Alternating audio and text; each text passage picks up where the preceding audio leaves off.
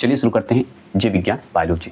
Biology में जो है हम सबसे पहले पढ़ेंगे जीव विज्ञान का परिचय, जीव विज्ञान का विभिन्न शाखाएं, और इसमें वन लाइनर की ही तरह पढ़ेंगे जो कि संपूर्ण बायोलॉजी एक ही वीडियो में खत्म होगा, जो कि आपके लिए जब एलपी का एग्जाम देने जा रहे हैं उससे पहले के लिए ये बुक है, ठीक है। और जिनका स्पेशल साइंस है बीपीएससी के लिए वो भी पढ़ सकते हैं, लेकिन इसमें हम एलपी को फोकस किए हुए हैं कि इससे अगर पढ़ के जाते हैं, अगर आज पढ़ के जाते हैं तो कल क्वेश्चन मिलेगा, अगर कल पढ़ के जाते हैं परसों क्वेश्चन मिलेगा। ये 100% श्योर हम कह सकते हैं, ये नरेंद्र अकाडमी का वादा है।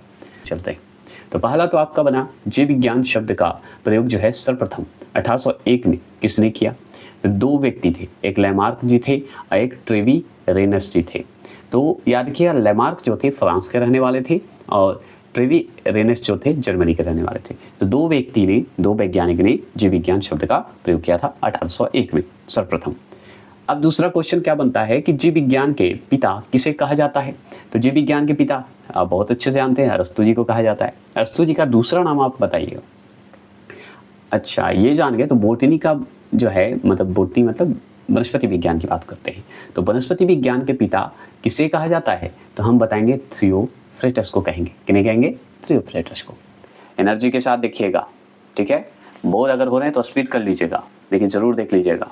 और मेरी आवाज़ अगर नहीं पसंद आए तो म्यूट कर लीजिएगा, लेकिन पढ़िएगा ज़रूर, क्योंकि इससे ज़्यादा क्वेश्चन कहीं नहीं मिलेगा आपको। नरेंद्र अकाडमी चैलेंज देता है। तो चलिए अब बात करते हैं जीव विज्ञान की विभिन्न शाखाओं के जनक, ठीक है। और क्वेश्चन मिले तो ज़रूर आके बताइएगा, क्योंकि इसके बाद मैं वीडियो नहीं डालूंगा। जो एग्ज़ाम में पेपर आएगा वो उसका चर्चा मैं नहीं करना चाहता, क्योंकि बड़े बड़े यूट्यूबर करते रहते हैं। मैं आगे फिर नेक्स्ट की तैयारी करवाऊंगा, एनटीपीसी की तैयारी में लग जाऊंगा, तो ज़रूर बताइएगा। जीव विज्ञान की विभिन्न शाखाओं के जनक बताएंगे।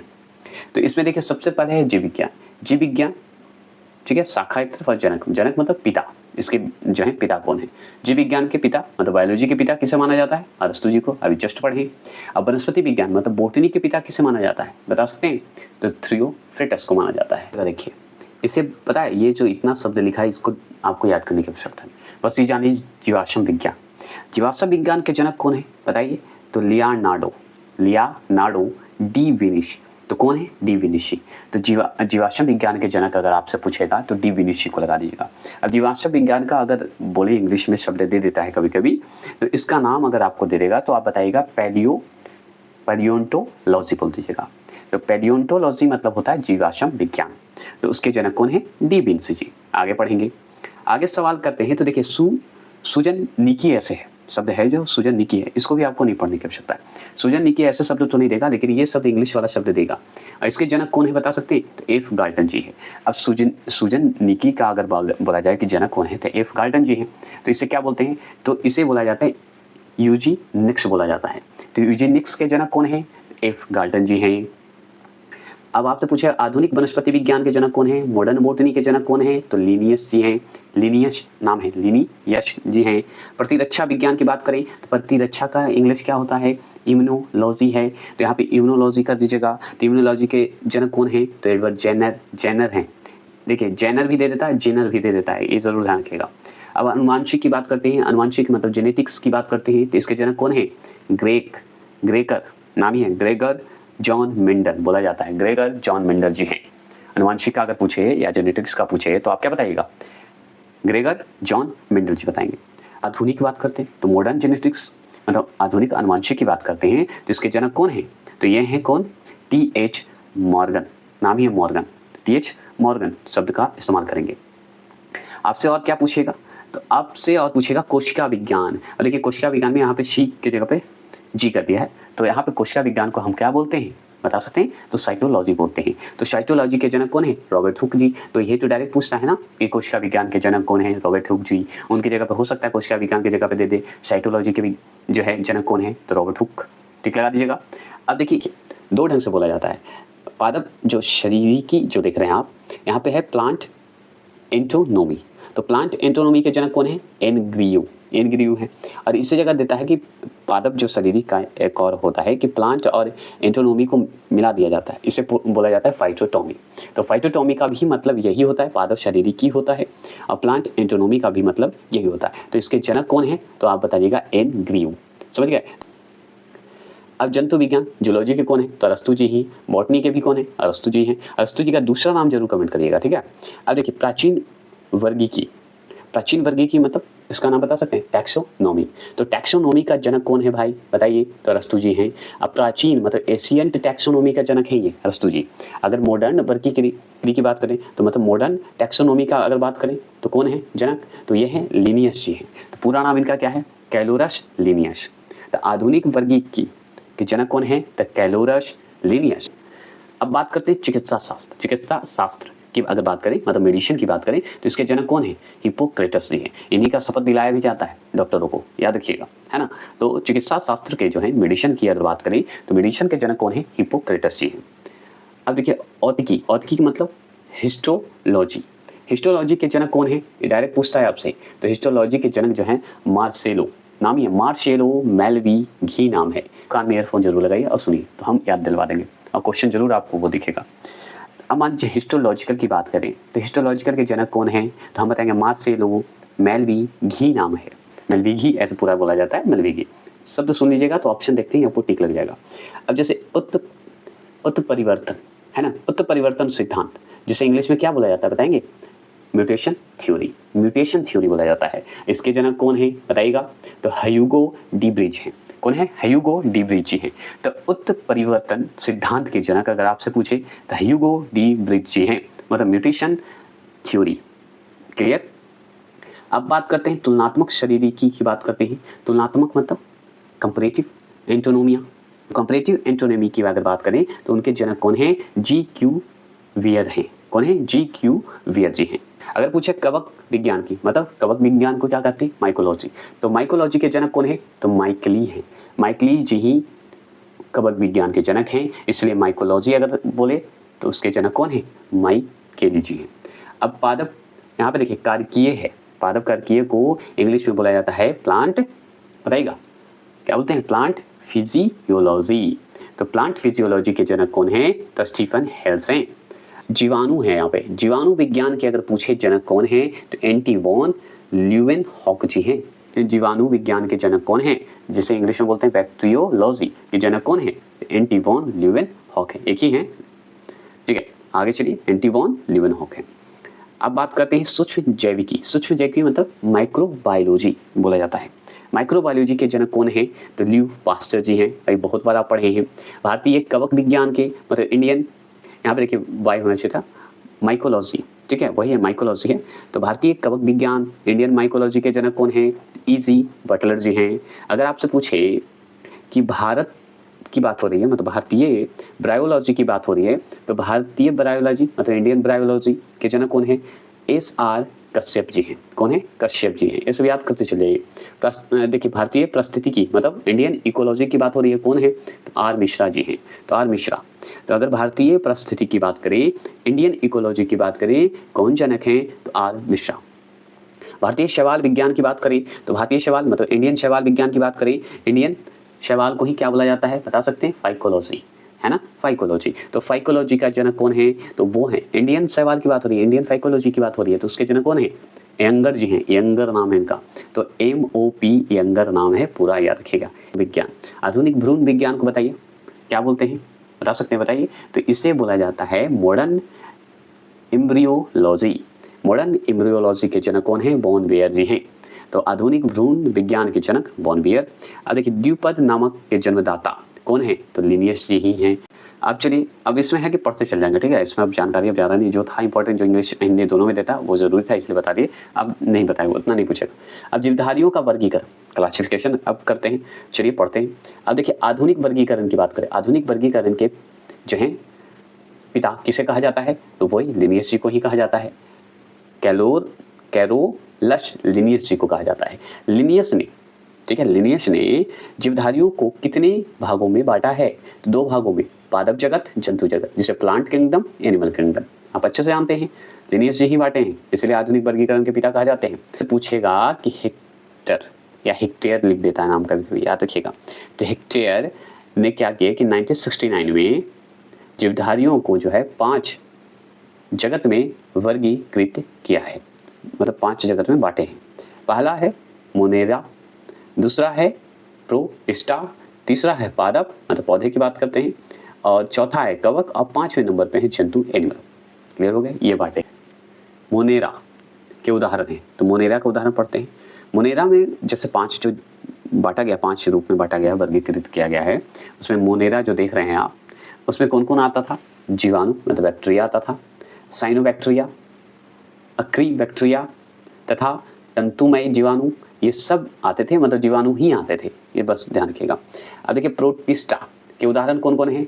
तो देखिए यूग्लिना, प्रोटोजोआ आदि आते थे। अब देखिए किसे पादप एवं जंतु के बीच की कड़ी माना जाता है? तो वो माना जाता है यूग्लिना को। यूग्लिना को माना जाता है पादप मतलब पौधे और जंतु मतलब एनिमल से के बीच की कड़ी मानी जाती है यूग्लिना। ठीक है, पादप का उदाहरण बताइए। तो शैवाल हो गया आपका, मौस हो गया आपका, पुष्पीय हो गया तथा अपुष्पीय बीजे हो गए, मतलब अपुष्पीय बीज हो गए मतलब पौधे हो गए। बस इतना जान लीजिए। अब बात करते हैं कवक की, बात करते हैं जो कि चौथे नंबर पे आता है।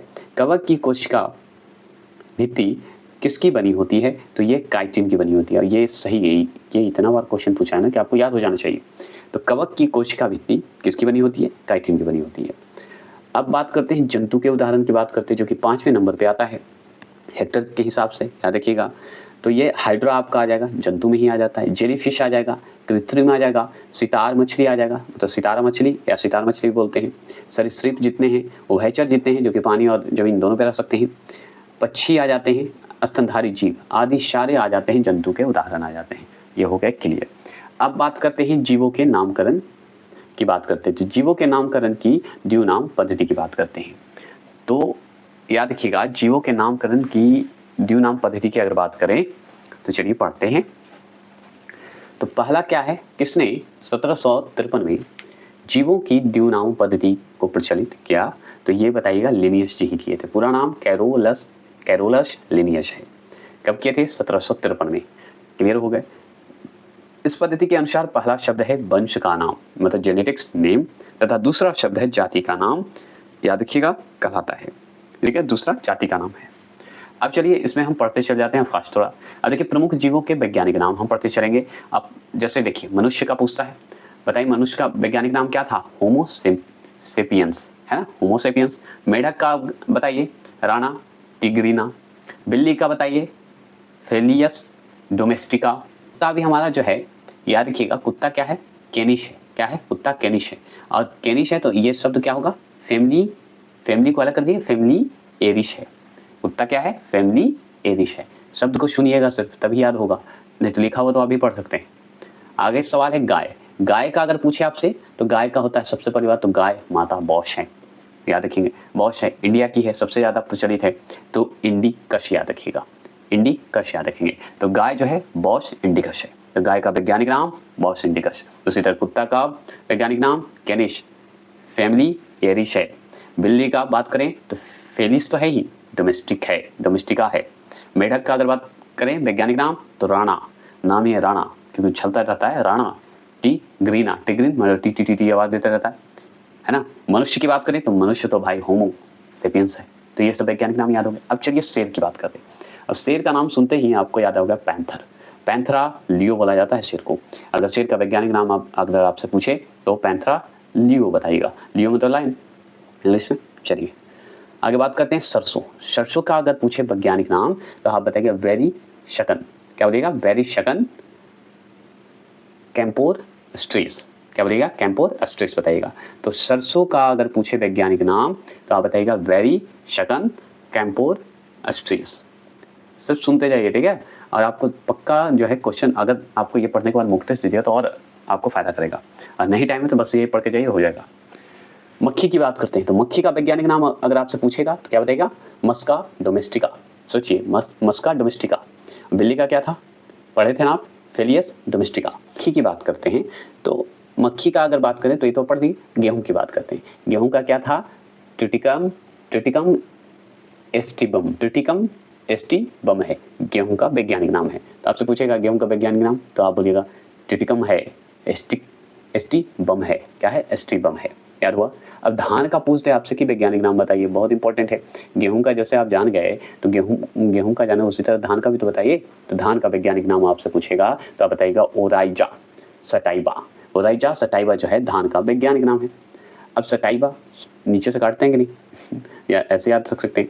चाय की बात करते हैं तो चाय तो बहुत लोग पीते हैं, इंडियन तो खूब पीते हैं। तो चाय का अगर बात करें, अब पढ़ने वाले तो पक्का चाय पीते हैं, तो चाय की अगर बात करें तो चाय का वैज्ञानिक नाम भी तो जान लीजिए, तो थियासाइनेसिस बोलिएगा, साइनेसिस, थियासाइनेसिस जो है चाय का वैज्ञानिक नाम है। अब चाय की है तो कॉफ़ी को क्यों छोड़ना, तो कॉफ़ी का भी वैज्ञानिक नाम बताइए। तो कॉफ़ी का वैज्ञानिक नाम काफिया तो पहले ही है, कॉफ़ी का काफिया कर दीजिए, अरेबिका, अरेबिका याद रखिएगा। तो कभी कभी काफिया हटा के अरेबिका दे देता है, तो कॉफ़ी से ही संबंधित है, ये जरूर है। अब चाय है, कॉफ़ी है, तो अफीम को क्यों भूलना, अफीम का जैसे ही आए आपको याद रखना पेपर, पेपर मतलब पेपर की तरह, पेपर याद रखेंगे। तो अफीम का वैज्ञानिक नाम पेपर सोमनिफेरम है। कौन है, सोमनिफेरम है।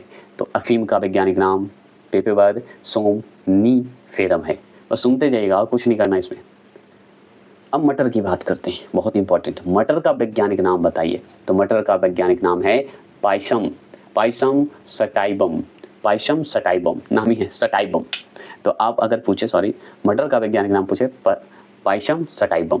आम का वैज्ञानिक नाम बताइए, बहुत अच्छा है। तो आम का इंग्लिश में मैंगो बोलते हैं, तो मैंगीफेरा बोल दीजिए। इंडिका इंडिया का हो गया, तो मैंगीफेरा इंडिका जो है आम का वैज्ञानिक नाम है। अब आलू का क्यों छोड़ना, आलू हम लोग खाते हैं, तो आलू का वैज्ञानिक नाम मतलब पोटैटो है। तो आलू का वैज्ञानिक नाम अगर पूछे तो क्या बताइएगा, पोटैटो इंग्लिश नाम है, वैज्ञानिक नाम नहीं है।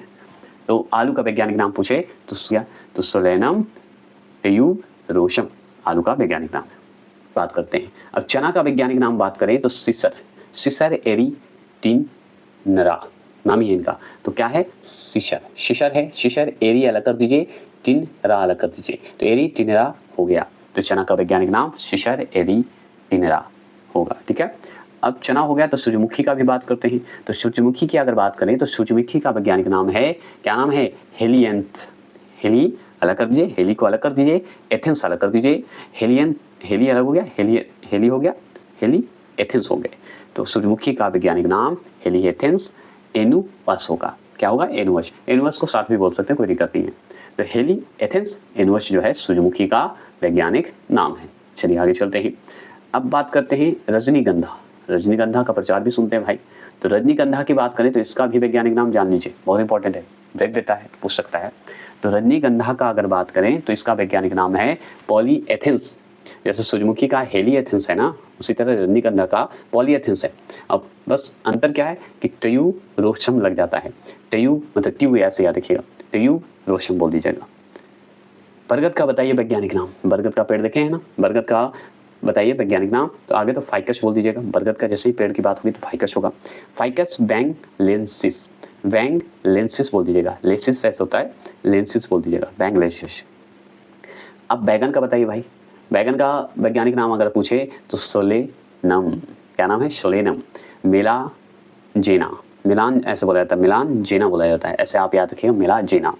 तो बैगन का अगर वैज्ञानिक नाम पूछे तो सोलेनम मिलाजेना, ठीक है। आगे चलिएगा। अब लास्ट है ये केरला में बोलो, करेला, करेला का वैज्ञानिक नाम बताइए, जो कि सबको कड़वा लगता है, तो कुछ तो गड़बड़ होगा, इसका तो कुछ लंबा ही नाम है। तो करेला का वैज्ञानिक नाम है, आगे तो जान लीजिए, इसे तोड़िए, सिर्फ सुनिए, मैं तोड़ रहा हूँ, आप शब्द को सुनिए, ठीक है। मोमा मॉर्डिका ऐसे बोल सकते हैं, मो मॉर्डिका ये भी बोल सकते हैं आप, मो मॉर्डिका करेंसी यालिन जो है करेला का वैज्ञानिक नाम है, ठीक है। अब चलते हैं कोशिका विज्ञान से जो सवाल आज तक बन सकते हैं, अब बने हैं, इससे बहुत ज़्यादा, ये जो बना हुआ है ना कुछ सारा प्रीवियस ईयर है, कोई कहीं से मैं अपने मन से नहीं दे रहा हूँ, ठीक है। तो चलिए, जीव द्रव का 99% मतलब 99% भार जो है निम्न 4 तत्वों का बना होता है, 4 तत्वों का बना होता है, कैसे, तो देखिए ऑक्सीजन, O2 ऑक्सीजन 63% होता है, याद रखिएगा। सी कार्बन 20% होता है, H2 मतलब हाइड्रोजन 10% होता है, नाइट्रोजन 2.5% होता है। सबसे ज़्यादा तो ऑक्सीजन, कार्बन और हाइड्रोजन ये चीज़ है, उसके बाद धीरे धीरे कमते चल जाएगा। नाइट्रोजन हो गया, ठीक है, 2.5%, कैल्शियम 2.5%, फास्फोरस मतलब पी मैंने फास्फोरस, फास्फोरस 1.15%, और अन्य जो है कितना है 0.85% मतलब 85%, ठीक है, 0.85%, ये जो है मिलकर बना होता है, ठीक है, क्लियर हो गए। ऐसे 4 तत्व हैं, तो 4 तत्व में तो आपका ऑक्सीजन हो गया, कार्बन हो गया, हाइड्रोजन हो गया, नाइट्रोजन हो गया, ये 4 तत्व ज़्यादा इंपॉर्टेंट है, और सब मिक्स है, आपको एक्स्ट्रा बता दिया गया है, अगर आए ऑप्शन में तो ठीक लगा दीजिएगा। अब जीव द्रव का कितना प्रतिशत भाग जल होता है? तो 70% तो जल ही होता है, आप भी जानते हैं। ठीक है, आगे चलिए। आगे पूछा है जीव द्रव में अकार्बनिक एवं कार्बनिक यौगिक का अनुपात होता कितना है? तो 81:119। ठीक है, मतलब 81:19। जीव द्रव का नामकरण किसने किया? ये पूछता है। पुरकिंजे ने किए थे। कौन किए थे? पुरकिंजे जी किए थे। इसके अनुसार जीव द्रव जीवन का भौतिक आधार है, तो वो है हक्सेल के नाम से। हक्सेल जो है बताए थे, हक्सेल के अनुसार अगर देखा जाए, या हक्सेल जी बोले थे कि जीव द्रव जीवन का भौतिक आधार है। जीवन की सबसे छोटी कार्यात्मक एवं रचनात्मक इकाई है कौन? कोशिका, जिसे सेल बोलते हैं। कोशिका शब्द का प्रयोग सर्वप्रथम किसने और कब किया? 65 में किया गया। कौन किया? तो रॉबर्ट हुक किए। अंग्रेजी वैज्ञानिक हैं रॉबर्ट हुक किए थे सर्वप्रथम कोशिका का, सेल का शब्द का प्रयोग किए थे 1665 में। सबसे छोटा कोशिका किसका है? तो सबसे छोटा कोशिका जो है माइकोप्लाज्मा, याद रखिए माइकोप्लाज्मा गैलोसे पिटकम बोला जाता है। माइकोप्लाज्मा गैलोसो पिटकम पूरा नाम है इसका, ऐसे माइकोप्लाज्मा दे देता है कभी कभी। ठीक है, और माइकोप्लाज्मा के साथ कौन है? तो गैलोसे कर देता है, पिटकम कर देता है। तो सबसे छोटा कोशिका है, से ध्यान रखना है। सबसे छोटी कोशिका अगर पूछे आपसे तो पीपीएलो है, पीपीएलो है। ठीक है, आगे चलेंगे। सबसे लंबी कोशिका बताइए, सबसे छोटी पीपीएलो, इसका फुल फॉर्म बताइएगा। सबसे लंबी कोशिका बताइएगा, तंत्रिका तंत्र की कोशिका है। सबसे बड़ी कोशिका बताइएगा, लंबी कोशिका तंत्रिका तंत्र की कोशिका। सबसे बड़ी कोशिका अगर आपसे पूछे शुतुरमुर्ग के अंडे की जो अंडा होता है वो होता है सबसे बड़ा कोशिका। कोशिका सिद्धांत का प्रतिपादन किसने किया? तो स्लाइडेन ने किए थे और श्वान ने किए थे, जो कि कब किए थे? 1838 से लेकर 39 कलम समय किए थे, याद रखिएगा। ठीक है, स्लाइडेन और स्वान नाम है उनका। कोशिका भित्ति मतलब शेल बॉल किसकी बनी होती है? सेलुलोज की बनी होती है, आप अच्छे से पढ़े हुए हैं।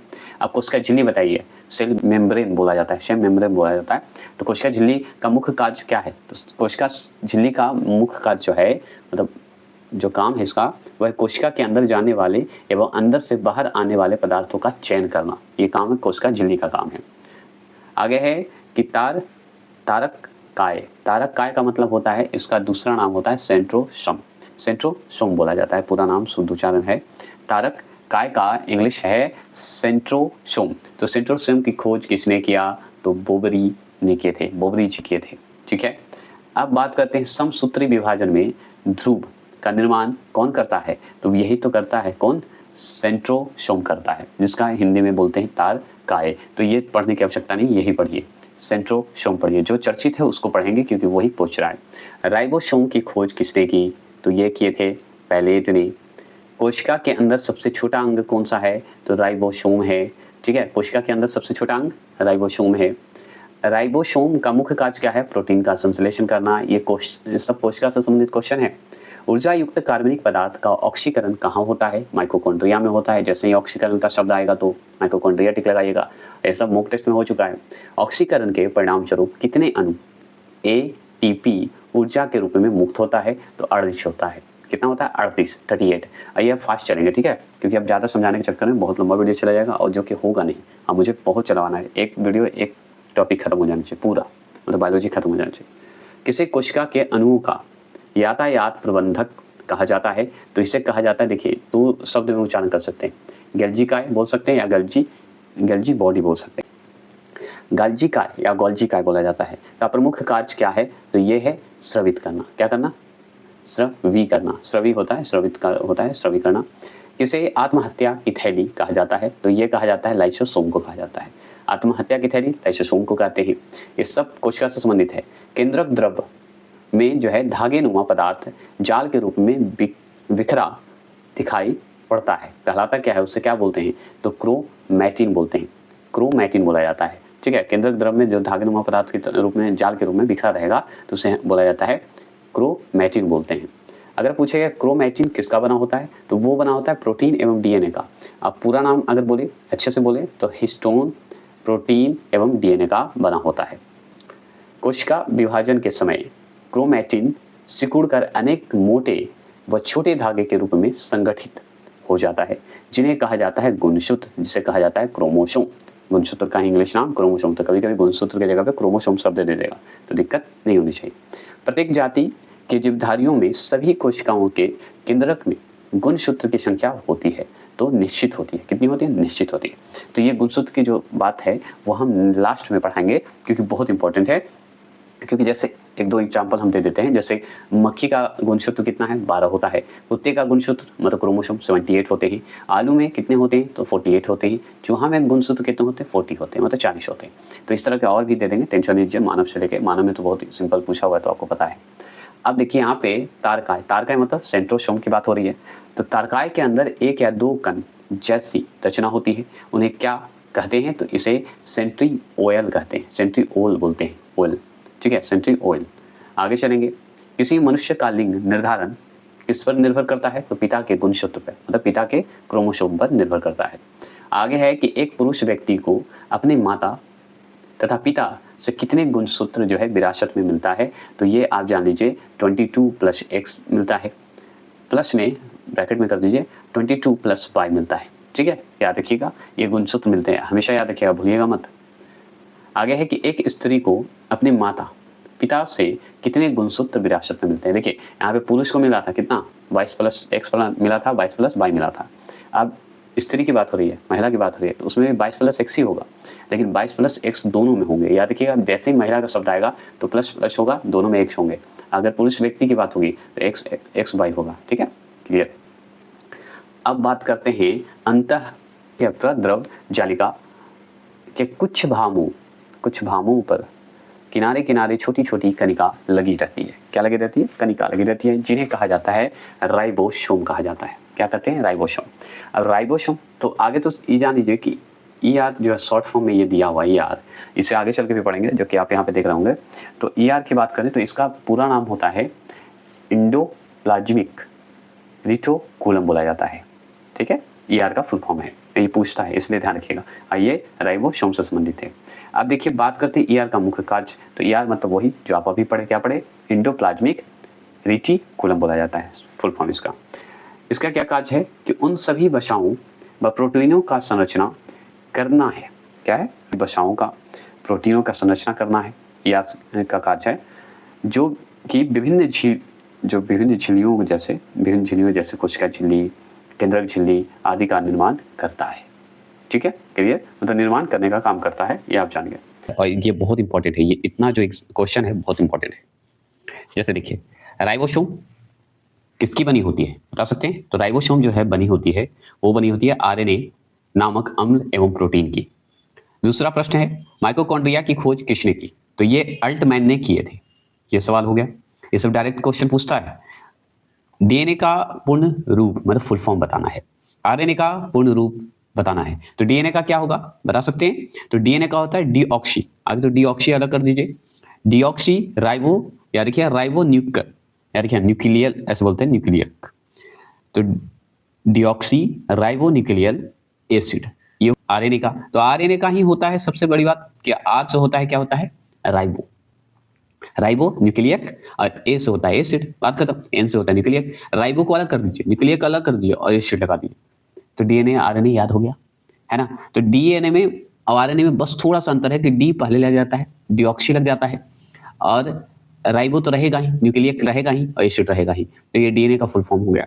बस RNA का क्या होता है कि डीऑक्सी हटके जो है राइबो लगा रहता है और न्यूक्लियक तो लगा ही रहता है और एसिड लगा ही रहता है, क्लियर हो गए। तो D और R में थोड़ा सा अंतर है, जो कि डीऑक्सी हटा देगा तो RNA का फुल फॉर्म हो जाएगा, और डीऑक्सी लगा दिया, D मत लगा दिया तो ये आपका हो जाएगा DNA का फुल फॉर्म, क्लियर हो गया, कोई दिक्कत नहीं ना।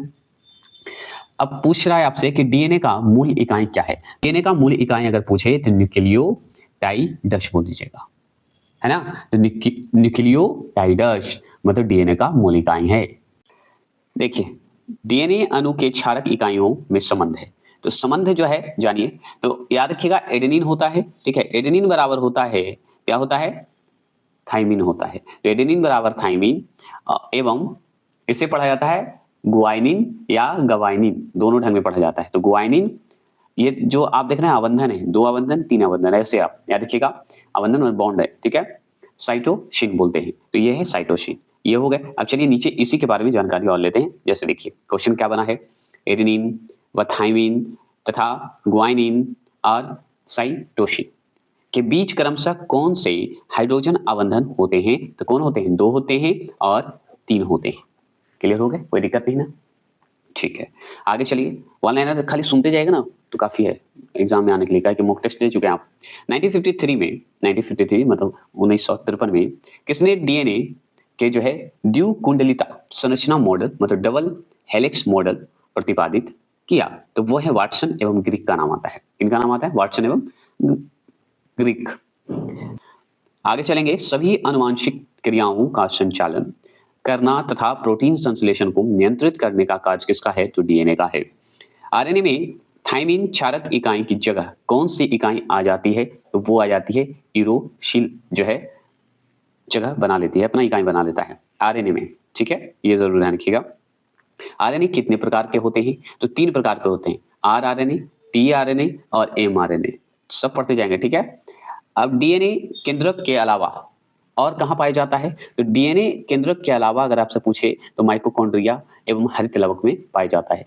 ये सब आप पढ़ चुके हैं, है ना। और ये इसलिए एक ही बार वीडियो बना रहा हूँ जिससे कि आपको आसानी से सुन लीजिए और चले जाइए एग्जाम देने और आ जाइए। अगर क्वेश्चन आए तो बहुत बढ़िया हो जाएगा आपके लिए, और आएगा ही 100%, इसमें कॉन्फिडेंस रखने की जरूरत है। गोल्जी इकाई की खोज किसने की थी? तो वो किया था कैमिलो गोल्जी ने। कौन किए थे? कैमिलो गोल्जी ने गोल्जी इकाई की खोज किए थे। आगे चलेंगे, लाइसोसोम की खोज किसने की थी? तो ये किए थे डी डूब ने किए थे। लाइसोसोम का कार्य क्या है? तो बाहरी पदार्थों का भक्षण बोला जाता है एवं पाचन करने का काम है। आगे चलेंगे, लाइसोसोम में कितने प्रकार के एंजाइम पाए जाते हैं? तो 24 एंजाइम पाए जाते हैं। कौन कोशिका की जो है निर्जीव रचना है? तो वो है ऋतिका, चाहे रसधानी बोला जाता है। ठीक है, आगे चलिए, कौन कोशिका के प्रबंधन के समान कार्य करता है? तो केंद्रक करता है, न्यूक्लिक करता है, आप अच्छे से जानते हैं। चलिए आगे चलेंगे। आगे सवाल है कि क्रोमैटिन, आप ऊपर पढ़े हैं, क्रोमैटिन के अलावा केंद्रक में एक संघन गोल रचना या रचनाएं दिखाई पड़ती है, इसे क्या कहा जाता है? तो केंद्रक ही तो कहा जाता है, न्यूक्लियस ही तो कहा जाता है। लवक जो होते हैं कितने प्रकार के होते हैं? तो 3 प्रकार के होते हैं, हरित लवक, अवर्णिक लवक और आपका वर्णिक लवक। तो आप एक को जानते हैं क्लोरोप्लास्ट बोलते हैं, एक को लियोकोप्लास्ट बोला जाता है, एक को क्रोमोप्लास्ट बोला जाता है। ये तीनों आपको याद रखना होगा, ठीक है। हरित लवक में कौन सा हरे रंग का पदार्थ होता है? तो क्लोरोफिल होते हैं। क्या होते हैं? क्लोरोफिल होते हैं। अवर्णिक लवक जिसे हम क्या बोलते हैं? ल्यूकोप्लास्ट बोलते हैं। तो अवर्णिक लवक कहाँ पाया जाता है? तो जड़ तथा भूमिगत तनों में पाया जाता है। वर्णिक लवक जिसे हम बोलते हैं, क्या बोलते हैं? अभी जस्ट पढ़े हैं वर्णिक लवक को, क्रोमोप्लास्ट बोलते हैं। का उदाहरण जो है याद रखिए, टमाटर और गाजर। तो गाजर में लाइकोपीन होता है और टमाटर में लाइकोपीन होता है, गाजर में कैरोटीन या विटामिन होता है। तो ये जो है वर्णिक लवक है, जिसमें टमाटर और गाजर का एग्जाम्पल दिया गया है। तो टमाटर में लाइकोपीन जो कि वर्णिक लवक है, ठीक है, और गाजर में आपको कैरोटीन जो कि वर्णक लवक है। कोशिका विभाजन का सर्वप्रथम जो है 1855 में किसने देखा? तो वो देखे थे विरचाऊ ने देखे थे, विरचाऊ नाम है उनका। कोशिका विभाजन को सर्वप्रथम 1855 में देखे थे, यही खोज किए थे मतलब। समसूत्री विभाजन की प्रक्रिया को जंतु कोशिकाओं में सबसे पहले किसने देखा? तो वो देखे थे वाल्टर फ्लेमिंग ने देखे थे। वाल्टर फ्लेमिंग ये देखे थे आपको। कोशिका विभाजन कितने प्रकार का होता है? तो 3 प्रकार का होता है। असूत्री विभाजन किसमें होता है? तो वो होता है नीलहरित शैवाल, ईस्ट, अमीबा और प्रोटोजोआ आदि में जो है आपका होता है असूत्री विभाजन, है ना। अब देखिए समसूत्री विभाजन बात करते हैं, किसमें होता है? तो वो कायिका कोशिका में होता है, कायिका जो है कोशिका में होता है। अब देखिए अर्धसूत्री विभाजन बताइए किसमें होता है? तो वो जनन कोशिका में होता है, ठीक है ना। तो असूत्री विभाजन, समसूत्री विभाजन, अर्धसूत्री विभाजन, ये सब आप जान लीजिए, बहुत इंपॉर्टेंट है, खाली सुनते चल जाइए। समसूत्री विभाजन में प्रत्येक संतति, ठीक है, कोशिका में गुणसूत्र मतलब क्रोमोसोम की संख्या जनन कोशिका की तुलना में कितना होता है? तो ये बराबर ही माना जाता है, ठीक है। आपसे पूछे अर्धसूत्री विभाजन में एक कोशिका में या एक कोशिका से कितनी कोशिकाओं का निर्माण होता है? तो 4 कोशिकाओं का निर्माण होता है। अगर एक कोशिका है ना अर्धसूत्री विभाजन में, तो 4 कोशिकाओं का निर्माण होता है। अर्धसूत्री विभाजन की खोज सर्वप्रथम वीजमैन ने की थी, लेकिन इसका सर्वप्रथम विस्तृत अध्ययन किसने किया? तो वो किए थे स्टार्सबर्गर ने किए थे, ठीक है। दोनों में अंतर है। अब देखिए रिट्रोवायरस में कौन सा आनुवंशिक पदार्थ होता है? तो ये सिग्नल क्या होता है? आरएनए तो होता ही है, आप जानते हैं। सेंट्रेंड होते हैं, सेंट्रेंड होते हैं, लेकिन कौन सा? सिग्नल सेंट्रेंड आरएनए होता है। आगे पढ़िएगा, प्रजनन संबंधी सूचना किसमें एकत्रित रहती है? तो डीएनए में रहती है। डीएनए संश्लेषण का प्रतिपादन किसने किया था? तो ये किए थे कार्ल वर्ग ने किए थे। कार्ल वर्ग नाम है इनका। कोशिका का ऊर्जागृह कहे जाने वाले माइटोकॉन्ड्रिया जो है, माइटोकॉन्ड्रिया नाम सर्वप्रथम किसने दिया? तो वो दिए थे शी वेंडा ने दिए थे। शी वेंडा नाम है इनका। डीएनए के पृथक्करण एवं शोधन की तकनीक का विकास किसने किया? तो वाटसन एवं ग्रिक किए थे। साइटोकाइनेसिस, ठीक है, साइटोकाइनेसिस में किसका विभाजन होता है? तो कोशिका द्रव का विभाजन होता है। जीव द्रव सिद्धांत की खोज किसने की? तो वॉन मोल ने की थी। बस सुनते जाइएगा क्योंकि अब टाइम नहीं है आपके पास, है ना, ये सुनना आपके लिए बहुत जरूरी है, इंपॉर्टेंट है। मनुष्य में गुणसूत्र की द्विगुणित संख्या कितनी है? 46 है। सब पढ़ चुके हैं आप लोग, है ना। गुणसूत्रों पर बहुत से जीन जो है स्थित होते हैं। इसका कार्य है एक पीढ़ी से दूसरे पीढ़ी तक आनुवंशिक गुणों को हस्तांतरित करना। ये भी क्लियर हो गए। अब बात करते हैं जेनेटिक शब्द का प्रयोग सर्वप्रथम किसने किया? तो डब्ल्यू वाटसन ने किए थे। देखिए, वंशानुक्रम का नियम संबंधी सिद्धांत किसने दिया? तो ग्रेगर जोहन मेंडल ने दिया था। कौन दिए थे? मेंडल जी दिए थे। आगे बोलता है कि एक जीन एक एंजाइम सिद्धांत का प्रतिपादन किसने किया? तो ये किए थे टैटम नाम है, और एक नाम है विल्डल। विल्डल और टैटम ने, याद रखिएगा। जीन जो है शब्द सर्वप्रथम प्रयोग किसने किया? तो वो किए थे जोहान्स ने, जो कि 1909 में किए थे। ठीक है, थोड़ा सा धुंधला है, सुन लीजिए खाली। आपसे पूछ रहा है जीवधारी के जो लक्षण प्रत्यक्ष रूप में दिखाई पड़ता है उसे कहा जाता है, क्या कहा जाता है? फिनोटाइप कहा जाता है। क्या कहते हैं? फिनोटाइप कहा जाता है। ठीक है, ये जरूर ध्यान रखिएगा। आगे चलते हैं। आगे सवाल आपसे पूछ रहा है कि जीवधारी के आनुवंशिक संगठन को क्या कहते हैं जो कि कारकों मतलब जीन का बना होता है? तो जीनोटाइप कहा जाता है। क्या कहा जाता है? जीनोटाइप। आनुवंशिक संबंधी प्रयोग के लिए मेंडल ने किस पौधे का चुनाव किया था? तो वो किया था मटर का चुनाव किया था। किसका किया था? मटर का चुनाव किया था। एक ही गुणसूत्र पर स्थित जीनों में एक साथ वंशागत होने की जो है प्रवृत्ति को क्या कहते हैं? तो वो कहते हैं शहलगनता कहा जाता है। अब देखिए, लिंग जो है, लिंग शहलगनता की सर्वप्रथम विस्तृत व्याख्या किसने की? तो वो किए थे मॉर्गन ने किए थे। ऐसे कहीं कहीं मॉर्गन दे देता है। मनुष्य में पाए जाने वाले लिंग शहलगन जो गुण है का उदाहरण कौन कौन है? तो रंग वर्णद्धता, मतलब ये जेनेटिक है एक तरह से, गंजापन, है ना, हीमोफीलिया, मायोपिया और हाइपरट्राइकोसिस, ये सब जो है हमारा लिंग पे निर्धारित होता है। मतलब एक तरह से जेनेटिक्स ही है ना, ये चलते रहता है, वंश के अनुसार ही चलता है। चलिए आगे चलते हैं, वो सब बात तो बाद में, इतना तो आप पढ़ चुके हैं। गुणसूत्र क्रोमोसोम का नामकरण किसने किया? डब्ल्यू वाल्डेयर ने किए थे। वोल्टेयर कहीं कहीं दे देता है, ठीक है, ये जरूर ध्यान रखिएगा। गुणसूत्रों में पाए जाने वाले आनुवंशिक पदार्थ को क्या कहते हैं? जीनोम कहते हैं, पूरा नाम है इनका जीनोम कहते हैं। जिनकी आधुनिक विचारधारा, जिनकी मतलब आनुवंशिक की बात हो रही है। जिनकी आधुनिक विचारधारा किसने प्रस्तुत की? तो एस वेंजर ने की थी, 1956 में किए थे। ठीक है, 1956 में किए थे। किस वैज्ञानिक के प्रयोग से यह साबित हुआ कि डीएनए एक आनुवंशिक पदार्थ है? तो वो किए थे चेज किए थे। कौन किए थे? चेज और हर्षे। तो हर्षे एवं चेज ने किए थे। डीएनए का आनुवंशिक कोड किस वैज्ञानिक ने ज्ञात किया? तो वो किए थे डॉक्टर हरगोविंद खुराना। ठीक है, जो कि 1968 में किए थे। कब किए थे? 1968 में किए थे। आगे चले, माइक्रोसोम्स जो है क्या है? तो वो कोशिकाई अंग जिसे ईआर का एक खंड बोलते हैं। क्या बोलते हैं? ईआर का एक खंड बोलते हैं। आगे है कि मानव शरीर में कितने आवश्यक अमीनो अम्ल पाए जाते हैं? तो वो पाए जाते हैं 20। क्या पाए जाते हैं? 20 अमीनो अम्ल पाए जाते हैं। ये हो गया क्लियर। चलिए जैव विकास की बात करते हैं। जैव विकास की बात करें तो प्राकृतिक वर्णनवाद का सिद्धांत जो है किसने दिया? तो वो दिए चार्ल्स डार्विन ने दिए थे, है ना। और दिए सर्वाइवल ऑफ द फिटेस्ट वाक्यांश की रचना किसने की? तो यही चार्ल्स डार्विन किए थे। आगे और क्या पूछ रहा है कि अंग के क्रम या अधिक उपयोग का सिद्धांत जो है किसने दिया? तो वो लैमार्क दिए। आगे है कि उत्परिवर्तनवाद का सिद्धांत किसने दिया? तो हुनो डी व्रिज ने दिया, जो कि हम ऊपर पढ़ चुके हैं, है ना, इनके बारे में। मनुष्य में लगभग कितने अवशेषी अंग पाए जाते हैं? तो 100 जो है अवशेषी अंग पाए जाते हैं। सर्वप्रथम संश्लेषी जीव कौन से थे या कौन थे? तो आप बताइएगा साइनोबैक्टीरिया था, याद रखिएगा। पक्षियों एवं स्तनी वर्ग के जंतु का विकास किससे हुआ? तो सरीसृपों से ही हुआ है, ठीक है। आगे है कि लैमार्क का सिद्धांत जो कि 1809 में उनकी किस पुस्तक में प्रकाशित हुआ है? तो वो पुस्तक का नाम है फिलोसफी जूलॉजिक, नाम है फिलोसफिक जूलॉजिक नाम है।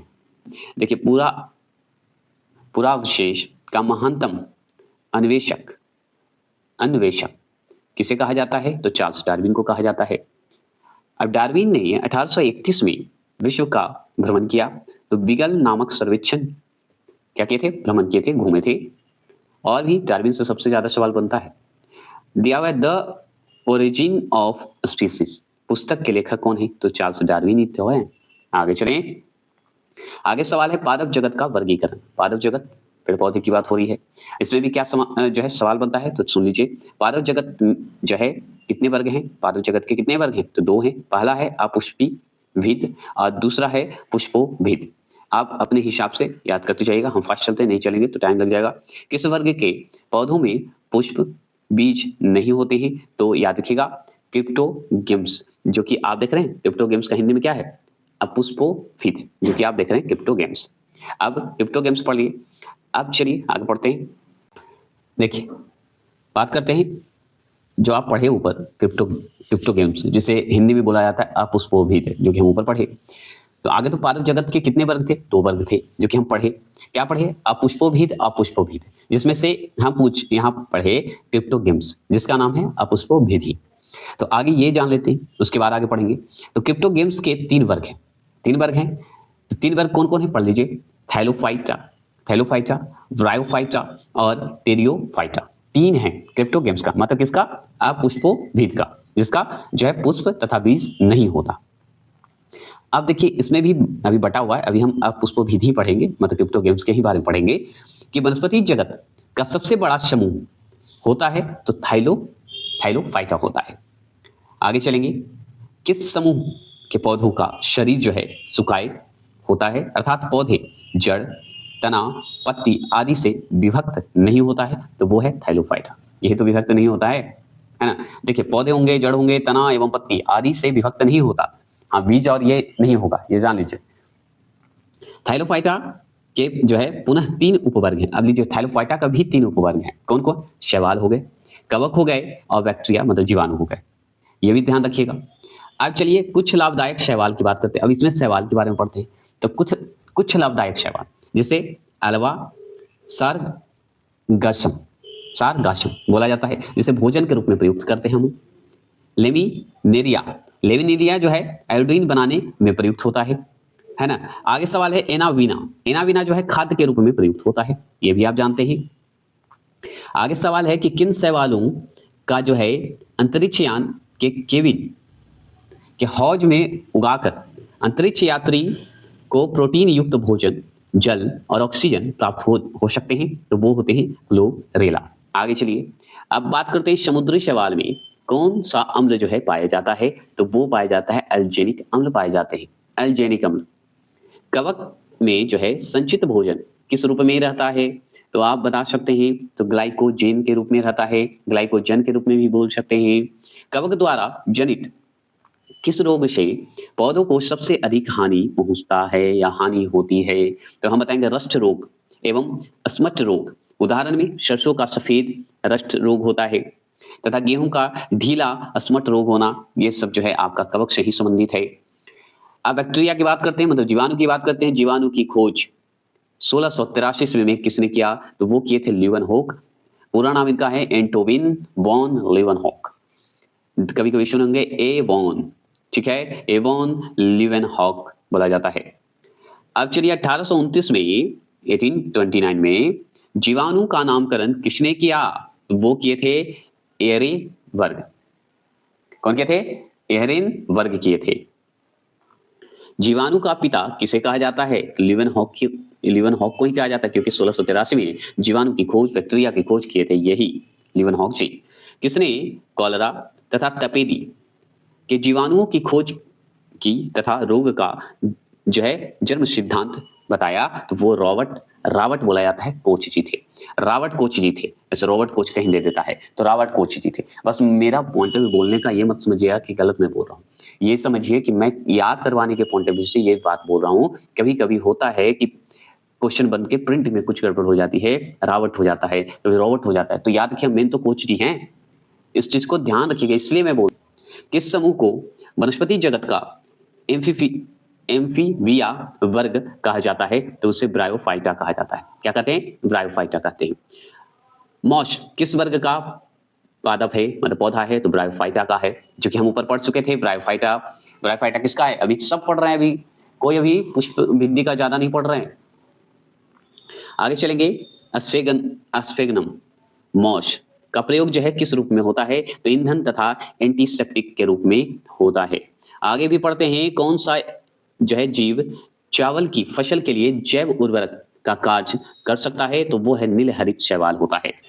चलिए, कौन सा एक जीव चावल की फसल के लिए जैव उर्वरक का कार्य कर सकता है? तो वो नीलहरित शैवाल कर सकता है। फिर आगे पढ़िए कि कपास के कीटरोधी पौधे, जो कीटरोधी पौधे आनुवांशिक इंजीनियरिंग द्वारा एक जीन को निविष्ट कर निर्मित किए गए हैं, यह किससे जो है लिया गया है? तो ये जीवाणु से ही लिया गया है, मतलब बैक्टीरिया से ही लिया गया है। सहजीविता का सर्वोत्तम उदाहरण कौन सा है? तो कवक एवं शैवाल से निर्मित लाइकिन जो है ये सर्वोत्तम माना जाता है। अब बात करते हैं कि सिलिका उद्योग में कौन सा जीवाणु जो है प्रयुक्त होता है, मतलब बैक्टीरिया, तो वो होता है एसिटी। एसिटी कौन सा? एसिटोबैक्टर एसिटी, नाम है पूरा, एसिटोबैक्टर एसिटी, जो कि सिलिका उद्योग से जो है ये जीवाणु प्रयुक्त। तो फेरोगेम्स जो आप पढ़े, दो उपवर्ग पढ़े, तो दो उपवर्ग में कौन कौन है? अनावृतीय बीज, जिसे नग्न बीज भी बोला जाता है, और दूसरा है आवृत बीज। तो इंग्लिश में देखिए, जेमनो स्पर्म बोला जाता है अनावृत बीज को, और एनजियो स्पर्म बोला जाता है आवृत बीज को। ठीक है, तो फेनोरोगेम्स क्या पढ़े थे? जिसे हम बोलते थे, क्या बोलते थे? पुष्प भित्ति, जिसमें पुष्प लगते हैं, बीज लगते हैं। अब ये पढ़ने जा रहे हैं हम लोग। तो आप देखिए, ये आ गया आपका वनस्पति जगत का सबसे लंबा पौधा कौन सा है? तो सिकोया है, जिसे नग्न बीज भी कहा जाता है। आगे और सवाल बनता है, किसे coast red book of California भी कहते हैं? तो वो कहते हैं सिकोया को। किसे कहते हैं? सिकोया को ही। सबसे छोटा अनावृत बीज पौधा, अनावृत पौधा जिसे हम जिम्नोस्पर्म बोलते हैं, वो कौन सा है? तो जेमिया पिगमिया कहा जाता है। तो जेमिया पिगमिया जो होते हैं वो होते हैं सबसे छोटा अनावृत बीज। यहाँ पे अनावृत बीज की जगह पे हो सकता है जिम्नोस्पर्म दे दे। किसे तनों से मंड निकाल कर खाने वाले साबुदाना बनाया जाता है? तो उससे बनाया जाता है शायकस। क्या बनाया जाता है? शायकस। ठीक है, ये जरूर ध्यान रखिएगा। अब चलिए थोड़ा फास्ट चलते हैं। टारपीन का तेल प्राप्त होता है चीड़ के पेड़ से। सिट्रस का तेल प्राप्त होता है किससे? देवदार से, देवदार के पेड़ से। सेडकास्ट का तेल प्राप्त कैसे होता है? तो जूनी पेरस से होते हैं।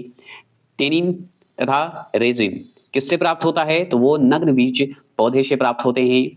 ठीक है, टेनिन का प्रयोग होता है तो चमड़ा एवं स्याही बनाने में किया जाता है, चमड़ा एवं स्याही बनाने में किया जाता है।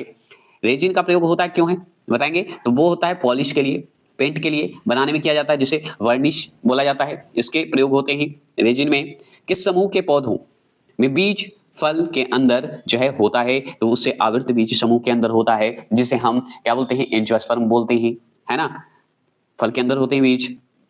बीजपत्रों की संख्या के आधार पर पौधे को दो वर्गों में विभाजित किया गया है। तो एक बीजपत्रीय पौधे को अलग कर दिया गया है, दूसरा द्विबीजपत्रीय पौधे में जो है बताया गया है। तो दो हैं, एक बीजपत्रीय पौधे, एक दो बीजपत्रीय पौधे। तो दो वर्गों में बांटा गया है कि नहीं बीजपत्रों को, याद रखेंगे। अब चलिए जरा थोड़ा सा और जान लेते हैं पर्यावरण अनुकूलन के आधार पर पौधे का वर्गीकरण। तो पौधे के एक तरफ प्रकार हैं आपके, क्या है? पौधे के एक तरफ आपके प्रकार हैं और पर्यावरण अनुकूलन है। जैसे जलोभिद्ध जो है जल में उगने वाले पौधे को बोलते हैं। समोभिद्धी मतलब समान मृदा में उगने वाले, मृदा मतलब मिट्टी में उगने वाले। अब मरुदभिद्धी मतलब मरुस्थल में उगने वाले, है ना। मरुदभिद्धी मतलब मरुस्थलीय क्षेत्रों में उगने वाले। ये सब पढ़ चुके हैं आप मॉक टेस्ट में।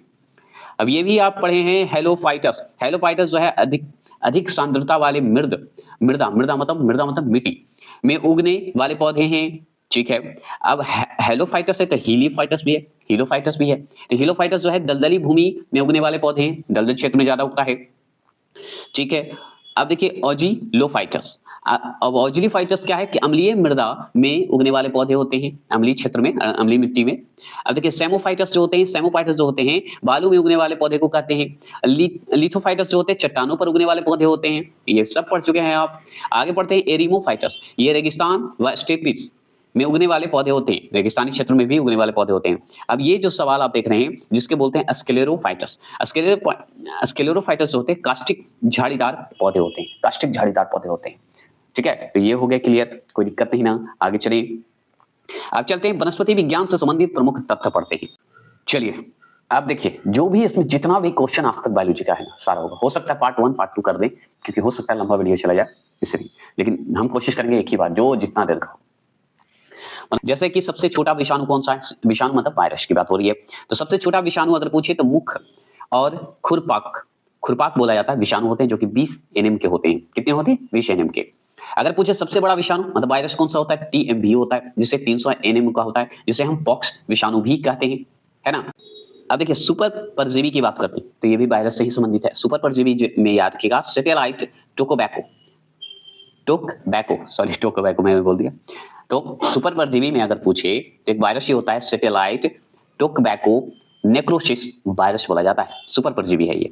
ठीक है, आगे चलते हैं। सबसे छोटा जीवाणु मतलब बैक्टीरिया की बात करते हैं, तो छोटा जीवाणु जो होता है डायलिस्टर होते हैं। सबसे बड़ा जीवाणु मतलब सबसे बड़ा बैक्टीरिया कौन सा होता है, तो ये पढ़ना पड़ेगा आपको ध्यान से। क्या? तो इसे पढ़ेंगे वैगियाटोआ मिराविलिस बोलते हैं किसको? सबसे बड़ा जीवाणु को। सबसे छोटी शैवाल कौन है, तो वो है क्लेमाइडोमोनास है, जिसे हरी शैवाल भी कहा जाता है। तो सबसे छोटी शैवाल अगर पूछे तो क्लेमाई अलग कर दीजिए, ईडो अलग कर दीजिए, मोनास अलग कर दीजिए। ठीक है, तो हो जाता है क्लेमाइडोमोनास। ये जो है सबसे छोटी शैवाल होती है, जिसे हरी शैवाल भी बोला जाता है। सबसे बड़ी शैवाल अगर आपसे पूछे तो आप बताइएगा भूरी शैवाल को। अब भूरी शैवाल को क्या कहते हैं? मैक्रेस सिस्ट कहते हैं। तो मैक्रेस सिस्ट जो है कौन है, तो ये जो है आपका सबसे बड़ा शैवाल है, जिसे भूरी शैवाल भी कहते हैं। आपसे पूछेगा सर्वाधिक विषालु कवक कौन सा है, तो आप बता सकते हैं। तो हाँ बताएंगे अमीनिटा। क्या बोलते हैं? अमीनिटा फेलोइटस बोलते हैं। सुनते जाइएगा सिर्फ, आपको और कुछ नहीं करना है। सर्वाधिक विषालु कवक जो है अमीनिटा फेलोइटस बोलिएगा, है ना। हर ढंग में मैं तोड़ के बोल रहा हूँ। आगे है कि सबसे छोटी कवक कौन सी है और सबसे बड़ी कवक कौन सी है, तो सबसे छोटी कवक को कहते हैं ईस्ट, जिसे एक और नाम से जानते हैं सैकेरोमाइसिस बोलते हैं। तो सैकेरोमाइसिस जो होता है वो ईस्ट का ही नाम होता है, और ये क्या होता है? सबसे छोटी कवक होती है।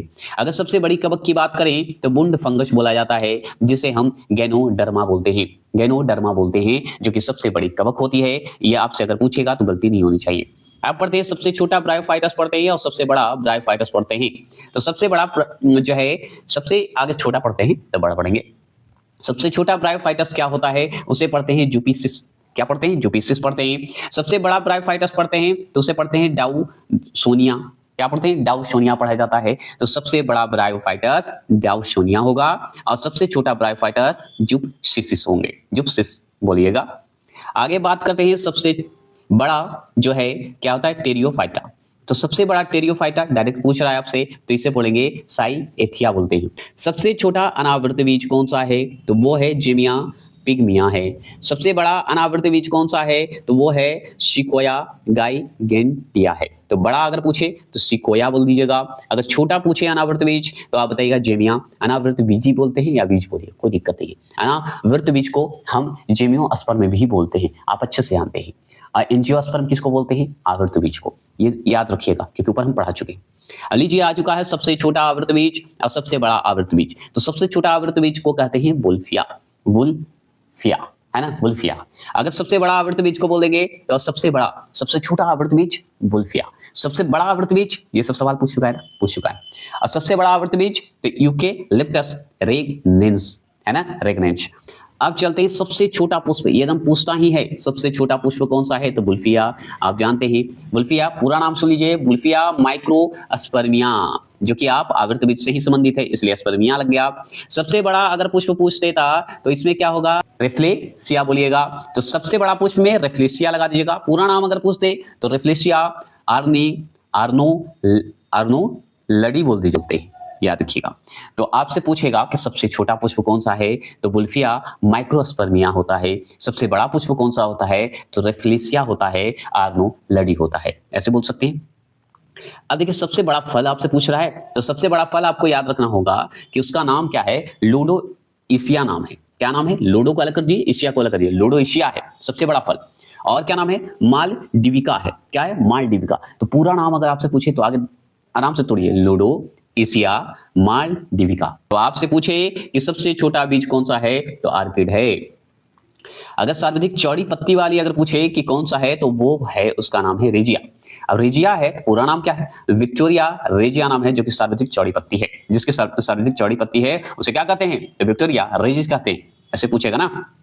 अब चलिए सबसे छोटा जो है आर्कीगोनियम क्या है, तो वो है अनावृत बीज है। तो अगर सबसे छोटा आर्कीगोनियम अगर पूछे तो अनावृत बीज लगा दीजिएगा। सबसे बड़ा आर्कीगोनियम अगर पूछे कौन सा है, तो मॉस लगा दीजिएगा। ये सब सुनते जाइए, डायरेक्ट क्वेश्चन ये सब पूछता है।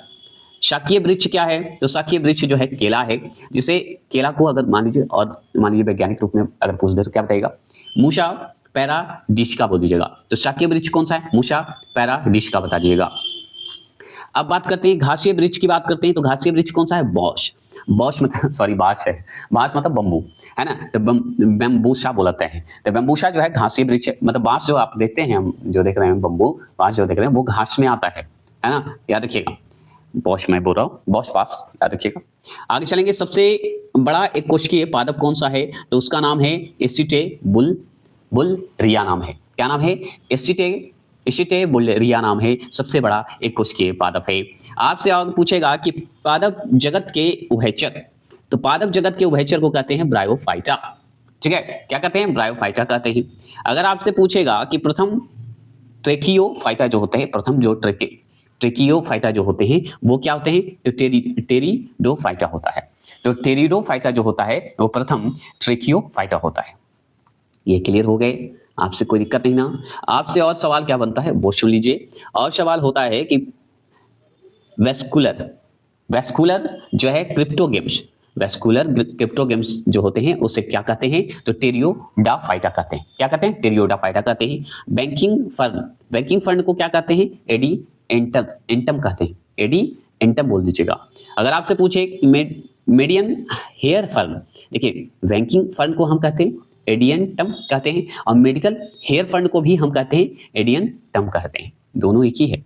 अब लीजिए, अब आ गया मीडियन हेयर ट्री आ गया, फंड तो अलग हो गया, ट्री आ गया, तो मतलब ट्री है तो वो क्या होगा, जिंगो वाइलोबा कहते हैं। क्या बोलेंगे, जिंगो वाइलोबा बोलेंगे। और चलिए, पादप जगत का जोकर किसे कहा जाता है, तो उसे माइक्रोप्लाज्मा को ही कहा जाता है। ठीक है ना, पादप जगत का जोकर अगर कहे, कॉमेडी कहे, तो आप बताइएगा माइक्रोप्लाज्मा को।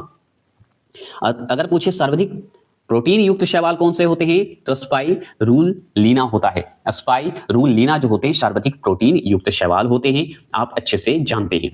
ठीक है, आपसे पूछेगा हिंग प्रदान करने वाला पौधा कौन सा है, तो फेरुला एस्फो अलग कर दीजिए, एस्फोइटिडा अलग कर दीजिए, तो एस्फोइटिडा भी बोल सकते हैं, जो है हिंग प्रदान करने वाला। अब मेहंदी प्रदान करने वाला पौधा का नाम क्या है, तो इसका नाम पता है, लाउसोनिया नाम है। क्या नाम है, लाउसोनिया इनर जो है मिश है। क्या नाम है, इनर मिश है। तो आपसे पूछे मेहंदी प्रदान करने वाला पौधे का नाम बताइए, तो आप अच्छे से जानते हैं मेहंदी महिलाओं से संबंधित है, तो लाउसोनिया लिख दीजिएगा, लाउसोनिया इनर मिश बता दीजिएगा। हिंग प्रदान करने वाले पौधे का नाम अभी पढ़े आप, फेरुला एफोइटिडा बोल दीजिएगा। चलिए, वो तो हो गया। रुद्राक्ष को ही रुद्राक्ष यहाँ पे लिख दिया है, कोई दिक्कत नहीं है। रुद्राक्ष प्रदान करने वाला पौधा, रुद्राक्ष मिल, तो रुद्राक्ष प्रदान करने वाले पौधे का नाम क्या है बता सकते हैं, तो उसका नाम है एलियोकार्प्स। क्या नाम है, एलियो को अलग कर दीजिए, कार्प्स को अलग कर दीजिए, और सेरिकस को अलग कर दीजिए, खुदा अलग है वो। तो आप बोलिए रुद्राक्ष प्रदान करने वाले पौधे का नाम है एलियोकार्प्स सेरिकस, है ना। रुद्राक्ष पहनते हैं बहुत लोग। सबसे लंबी पराग नलिका किसका है, तो मक्का का ही तो है सबसे लंबी, याद रखिएगा। भारत का राष्ट्रीय पुष्प कौन सा है, कमल है, जिसे याद रखिए वैज्ञानिक नाम में कमल को क्या कहा जाता है, ये जरूरी है। ये तो आप जानते हैं कि राष्ट्रीय पुष्प कौन है, कमल है, लेकिन हमको ये जानिए कि कमल का वैज्ञानिक नाम क्या है, मतलब और किस नाम से जाना जाता है। तो याद रखिएगा निलंबो न्यूसिफेरा बोल दीजिएगा, निलंबो न्यूसिफेरा। ठीक है। अब चलिए, भारत का राष्ट्रीय फल क्या है? तो आम है, कौन नहीं जानता, सब जानता है, आप भी जानते हैं, शुरुआती होता है ये सब पढ़ाई का। लेकिन वैज्ञानिक नाम आम का क्या है? तो ये से मैंगीफेरा इंडिका कहते हैं। हो सकता है राष्ट्रीय फल दे दे और आम का वैज्ञानिक नाम दे दे तो बहुत लोग गलत करके आ जाएंगे, इसलिए ध्यान रखिएगा। हो सकता है आम की जगह पे यही दे दे। विश्व की सर्वाधिक भारी लकड़ी का नाम बताइएगा। लकड़ी, उसका नाम है पता है? गवेकम। गवेकम बोलिएगा, गवेकम ऑफिसिनेली। ऑफिसिनेली पूरा नाम है। विश्व की सर्वाधिक भारी लकड़ी का नाम है गवेकम ऑफिसिनेली। क्लियर हो गए? अब चलिए, इसमें सवाल जो है, इससे भी सवाल बहुत बार पूछा है लेकिन बहुत लोग ध्यान नहीं देते क्योंकि कम क्वेश्चन देके छोड़ देते हैं। एक बीजपत्रीय पौधे का उदाहरण बताइए। तो इसका कुल नाम है एक तरफ और प्रमुख पौधे हैं, जैसे लिलिएसी। लिलिएसी, लिलिएसी जो है एक पौधा है, एक बीजपत्रीय पौधा है। उसका उदाहरण में लहसुन आता है और प्याज आता है। ये जो लहसुन और प्याज जो है एक बीजपत्रीय पौधे हैं, ऐसे भी पूछ देता है, तो ये ध्यान रखिएगा। उसका कुल नाम अगर पूछे तो लिलिएसी बता दिएगा, है ना।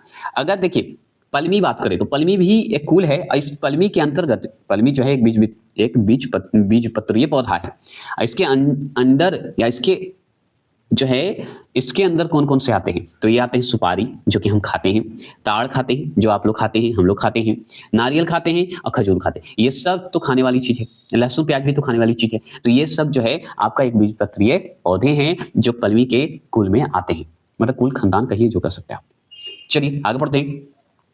अब देखिए एक और आता है जिसका नाम है ग्रेमिनेसी। तो ग्रेमिनेसी के अंतर्गत जो है सारे आ जाते हैं। कौन कौन? गेहूं आ जाएगा, मक्का आ जाएगा, बांस आ जाएगा, गन्ना, चावल, ज्वार, बाजरा, जौ और जई। ये सब जो है आपका आ जाता है किसमें? एक बीजपत्रीय पौधे जिसका नाम है ग्रेमिनेसी, इस कुल में आ जाता है। गेहूं, मक्का, बांस, गन्ना, चावल, ज्वार, बाजरा, जौ, जई, ये सब जो है आपका एक बीज पत्रीय। तो अगर आपसे पूछ दे कि चावल क्या है तो एक बीजपत्रीय पौधा है, कभी मत बताइएगा द्विबीजपत्रीय, नहीं तो गलत हो जाएगा। गेहूं क्या है? तो एक बीजपत्रीय। किसके कुल में आता है? तो ग्रेमिनेसी के कुल में आता है, ये सब याद रखना है। लहसुन प्याज लिलिएसी है, कुल में आता है। विषाणु को क्रिस्टल के रूप में सबसे पहले प्राप्त करने के लिए किस वैज्ञानिक को नोबेल पुरस्कार से सम्मानित किया गया? तो वो स्टेनले को किया गया था। स्टेनले को ये दिया गया था पुरस्कार। अब देखिए अगर ये डायरेक्ट क्वेश्चन पूछता है, अगर किससे प्राप्त होता है तो ये लाल शैवाल से ही प्राप्त होते हैं, ठीक है। जीवाणु को किन कारणों से एक पादप माना गया है? तो कोशिका भित्ति की उपस्थिति के कारण ये जो है जीवाणु को एक पादप माना गया है ना। आपसे पूछे समुद्री घासें मतलब समुद्री पौधे किस कुल में आता है? तो वो आता है फेओफाइसिस में आता है। फेओ को अलग कर दिया, फाइसिस अलग कर दिए, तो फेओफाइसिस में आता है समुद्री घास, ठीक है, याद रखिएगा। मूंगफली में पोलीफली रोग उत्पन्न होता है तो कैल्शियम की कमी से हो जाता है, ठीक है। चलिए यहाँ पे देखिए आपसे पूछा, मूंगफली तो जान गए, फूलगोभी की बात करते हैं। फूलगोभी में जो इसे पढ़ा जाता है हिप्टेल, हिप्टेल भी बोल सकते हैं, वीटेल भी बोल सकते हैं, कोई दिक्कत नहीं। हिप्टेल आगे जाते बोलिए किस तत्व की कमी से होता है? तो वो होता है माली वेडेनम, वेडेनम से होते हैं, वेडेनम बोला जाता है, तो माली वेडेनम बोलिएगा, जो कि कमी से होता है।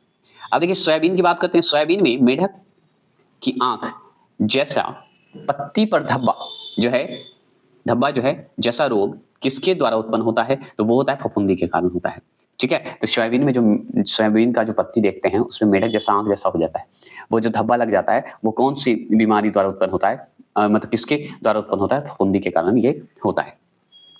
आपसे पूछेगा कवक को रंजित जो है किया जाता है, तो कवक को रंजित किया जाता है मतलब कॉटन ब्लू द्वारा किया जाता है। आगे चलेंगे।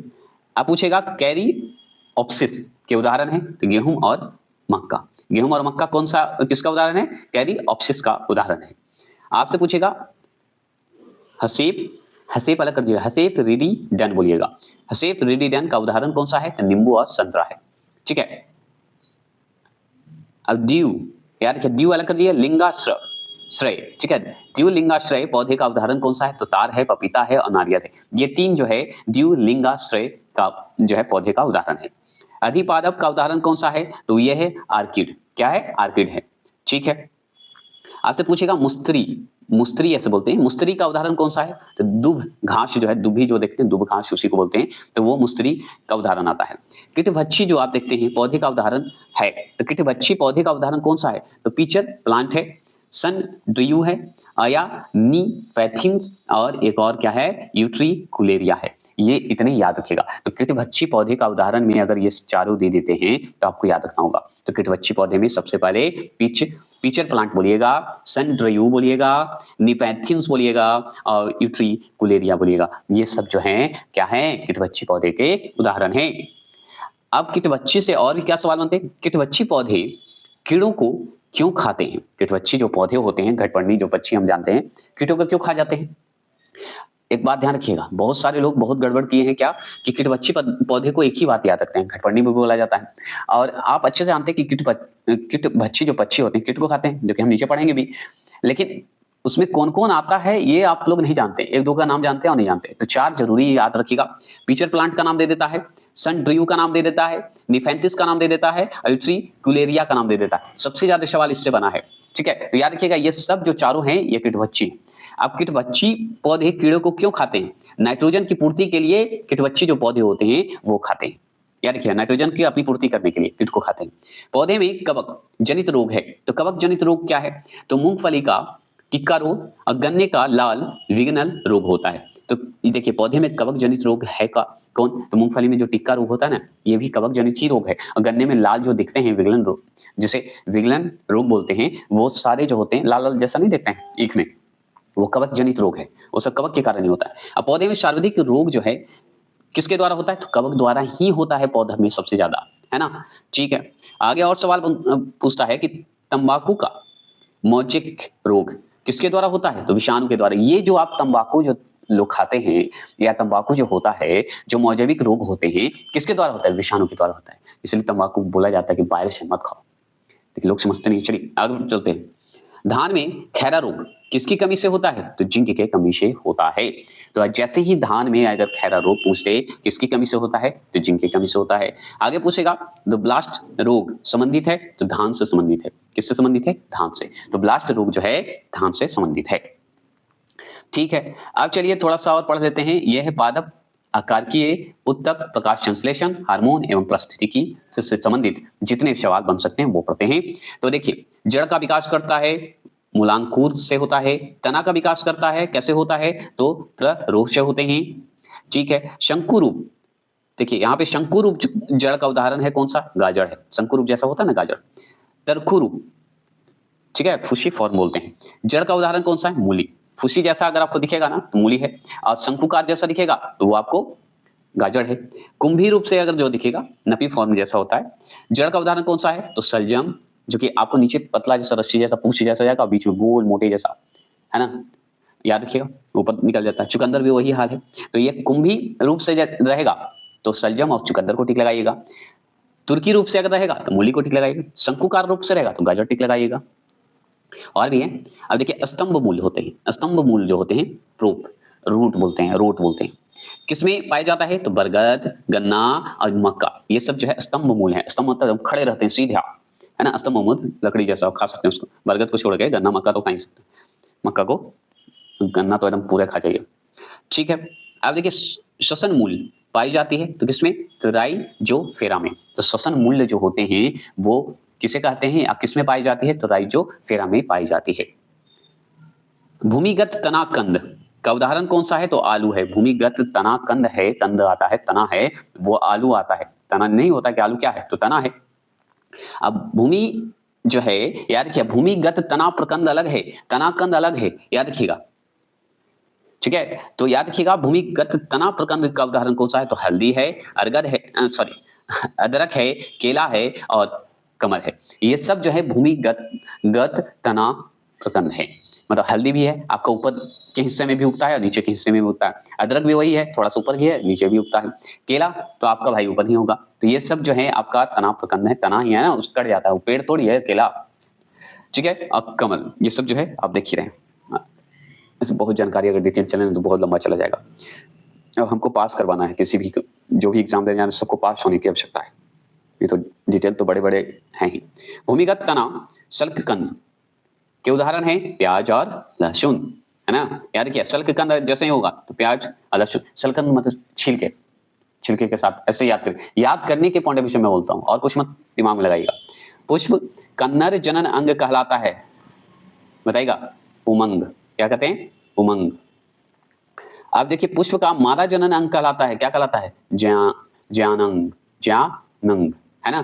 तो पुमंग जैसे पू लग जाए तो पुरुष मतलब नर हो गया, अब मादा हो गया तो वो ज्यांग हो गया, ज्यांग हो गया। याद रखिएगा, नर और मादा में अंतर हो गया ना, याद रखिएगा। पुमंग क्या है? पुमंग जो है, ये पुमंग में एक या एक से अधिक पुंकेसर, ठीक है, होते हैं। कितने होते हैं? एक या एक से अधिक पुंकेसर होते हैं पुमंग में। अब देखिए ये जो आप देख रहे हैं पराग कण जो देख रहे हैं, ठीक है, कहाँ पाए जाते हैं? जिसे पोलेन ग्रेन्स बोलते हैं। कहाँ पाए जाते हैं? तो पुंकेसर में। किसमें? पुंकेसर में, पारकोश में पाया जाता है वो भी, ठीक है। पुंकेसर में, पारकोश में के अंदर ही जो है ये पाया जाता है। क्लियर? चलिए देखिए, परागकोश से निकलकर अंडक के वर्तिकाग्र पर परांगण या परांगणों के पहुंचने की क्रिया को कहते हैं परागन, जिसे पॉलिनेशन बोलते हैं। सब सुनते जाइए। अंडक कहाँ पाए जाते हैं? तो ज्यांक में पाए जाते हैं, जो कि ज्यांक कहाँ होता है? मादा में होता है, पढ़े हैं, ठीक है। आगे है कि जब एक नर युग्म या युग्मक एक अंड कोशिका के संयोग करता है तो इसे कहते हैं, क्या कहते हैं? निषेचन कहते हैं, फर्टिलाइजेशन कहते हैं, है ना? याद रखिएगा। निषेचित अंड क्या कहलाता है? वो कहलाता है युग्म नज कहलाता है, जिसे जायगोट बोलते हैं। तो निषेचित अंड क्या कहलाता है? तो युग्म नज कहलाता है, जिसे जायगोट बोलते हैं। आगे चलिए, निषेचन, ठीक है, फर्टिलाइजेशन जिसे बोलते हैं, कि खोज सर्वप्रथम किसने किया या की? तो वो किए स्टार वर्ग ने किए थे। स्टार्स ऐसे बोला जाता है, स्टार्स वर्ग ने किए थे, ठीक है। सत्य फल उत्पन्न होता है, तो अंडाशय से ही तो सत्य फल उत्पन्न होते हैं, है ना? आगे सवाल है, जिन फलों के निर्माण में बाह दलपुंज या पुष्पासन आदि भाग लेते हैं उन्हें क्या कहते हैं? तो अशक्त फल कहते हैं। क्या कहते हैं? अशक्त फल कहते हैं। अशक्त फल उत्पन्न होता है बीजांड से उत्पन्न होता है। किससे उत्पन्न होते हैं? बीजांड से उत्पन्न होते हैं। हम लोग क्या पढ़ेंगे? अशक्त फल पढ़ लिए कि बीजांड से उत्पन्न होते हैं। शक्त फल जो होते हैं अंडाशय से उत्पन्न होते हैं, ये तो पढ़ लिए। अब ये पढ़ रहे हैं कि बीजों के अंकुरन के लिए आवश्यक दशाएं हैं। आवश्यक क्या होती है? ताप होना जरूरी है, जल होना जरूरी है, ऑक्सीजन तो होना ही जरूरी है, ठीक है। अब असत्य फल कौन सा है और सत्य फल कौन सा है? तो असत्य फल का उदाहरण आपको देखा जाए तो सेव जो है असत्य फल है, कटहल जो है असत्य फल है, नाशपाती जो है असत्य फल है, ठीक है। तो सत्य फल का एक एग्जांपल आप दीजिए, बताइए कौन सा आएगा?